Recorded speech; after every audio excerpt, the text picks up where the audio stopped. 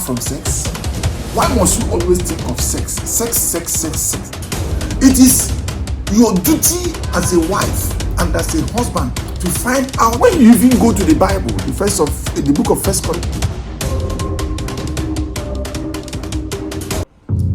Hello, ladies and gentlemen.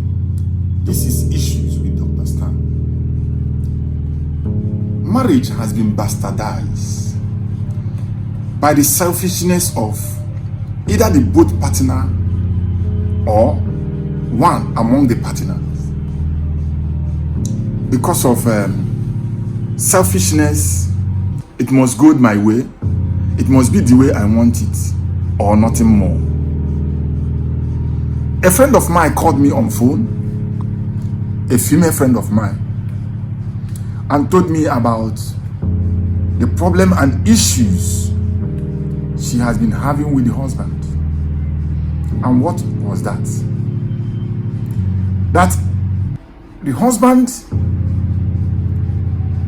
will refuse to touch her for weeks. Even when she makes the move, the man will come up with one story or the other. After some time, the man started a kind of abusing her, telling her it's sex the only thing you know how to do. Can't you be busy with other things? Can't you do other things apart from sex? Why must you always think of sex? Sex. Every day you talk about sex. Yesterday you said we must have sex. The other day you said sex this. The other said sex that, says this. And she felt that. She said that this is a man that can stay with her for like 1 whole month. No sex. And she's the type that likes her man to always be with her. The type that likes her man to always sex her. But the man is not always available. This is called selfishness in marriage. But in marriage, especially the sexually aspect of it, selfishness should not have any place in such a marriage. There should be no sex, no selfishness in such a marriage. It is your wife's right to get satisfaction from you. It is your husband's right to get satisfaction from you.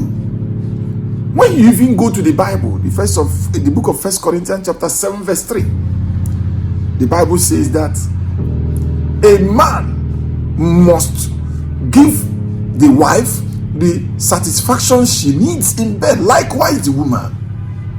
It means if you are not able to satisfy your wife in bed, you are sinning against your wife, and you are disobeying God, and you are sinning against your wife. If you cannot satisfy your husband the same way, you are sinning against your husband and you are disobeying God, and is capable of leading you to hell.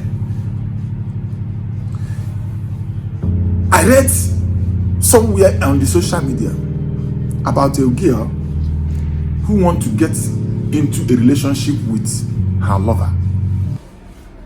They really want to take the relationship to another level because the man wanted to go ahead with the marriage of a thing. But the lady said that they have dated for 3 good years.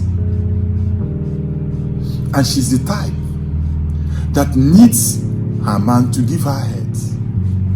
That as far as she's concerned, sex without head is nothing to her. Getting sexual satisfaction to her is all about giving her head, sucking her. And within this period of 3 years, she has been begging this man, this is what I want from you. And the man keep promising, don't worry, with time I will do it, with time I will do it.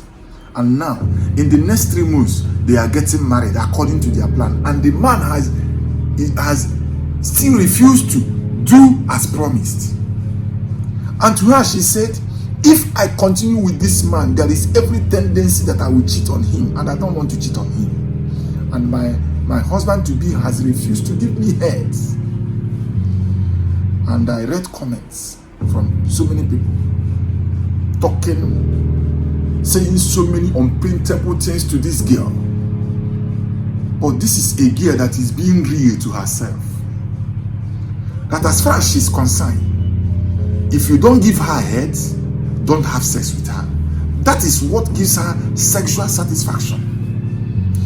And from the Bible where I put it, the Bible says it is her marital right to get that sexual satisfaction to her partner.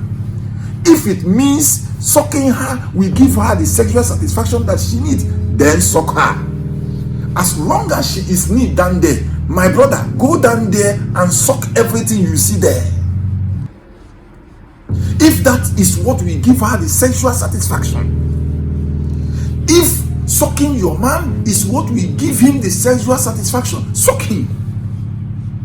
It is your duty as a wife and as a husband to find out what gives your partner sexual satisfaction and focus on that, and make sure you give your partner the sexual satisfaction that he or she needed. Because if you don't do that, it means you are sinning against that person and you are disobeying God's instruction. Sex is not all about lie down and remove your clothes and in the next 2 minutes you are out. Sex has procedures, and those procedures shall be discussed in our next episode. But for now, the point I am making is that sexual relationship should not be a selfish-ish thing. It should be a two-way thing. You give me, I give you, we work it together and we move forward. It's not about what you want. It is about what she wants. It's not about what he wants. It is not about what you want. It's about what he wants.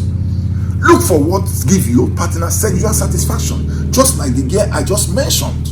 She said, as far as she is concerned, sexual satisfaction to her is my man must go down there and suck me. And I advise all men, if you have such women in your life, as long as she is knee down there, my brother, go down there. There is nothing wrong in doing that. You are fulfilling your marital obligation. And the God will be proud of you that you do. That is the truth of the matter.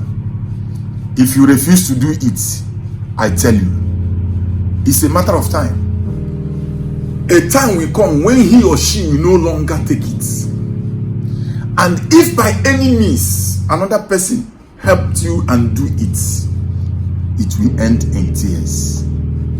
A word is enough for the wise. Thank you for watching. Please don't forget to comment, to like, and to share. Tell your friend to tell a friend about this channel and encourage them to subscribe. And like I'll always say, you will never regret you did. God bless you.